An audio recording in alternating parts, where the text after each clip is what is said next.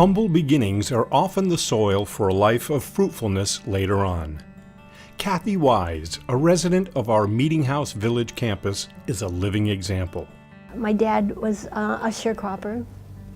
I remember living in several houses. They were on stilts because it was southeast Missouri and there's a river through there, and so it would flood. I moved to Cary, Indiana when I was 6 years old because it was during the war and my father wanted a better job. Yeah, he went to work in a factory that made car springs, and it had all been changed over to military vehicles. And I grew up in the streets of Gary, Indiana. Marrying her high school sweetheart, she and her Air Force husband moved to different military bases every 3 years for 20 years, including a stint in Libya in the early 1960s. During those years, she faithfully raised 4 children in the highly mobile life of a military family. Because my husband was in the Air Force, we moved every 3 years. And I think the most exciting thing, besides seeing other parts of the country, was church, because church life was always very, very dear to my heart. One of our assignments was to go to Libya, North Africa.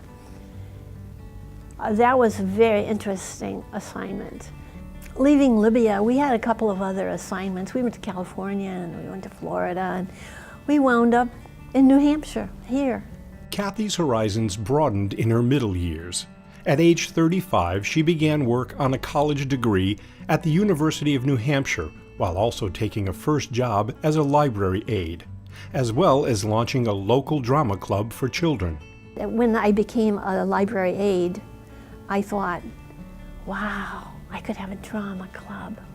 And so immediately I started gathering children, and we had more fun. I had no experience in drama, and neither did the children.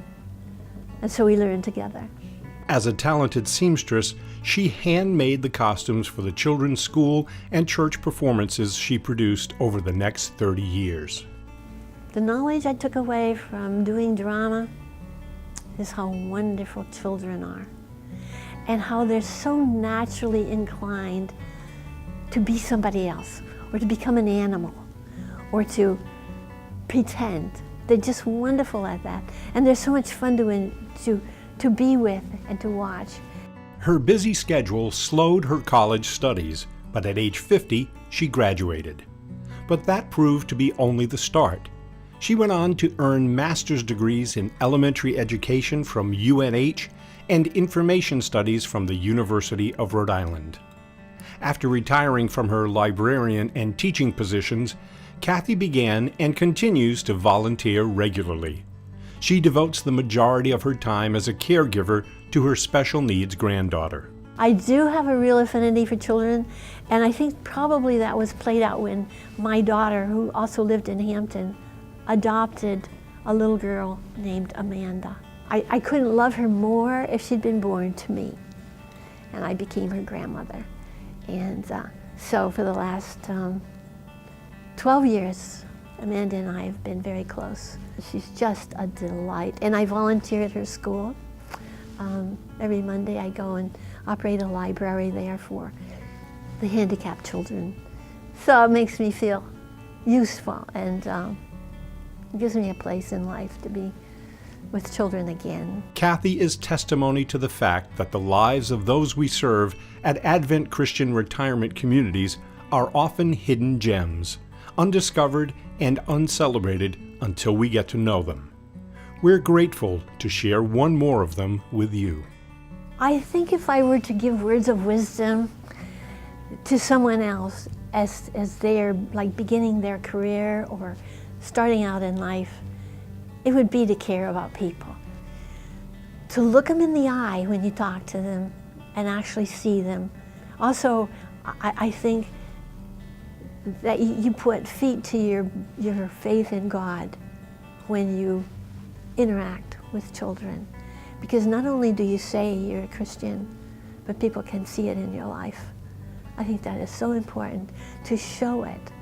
I think that our churches could really grow if we cared about people, looked them in the eye, no matter their age, and just told them they were important people.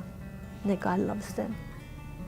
I've been through a lot of difficulties in the last 3 years.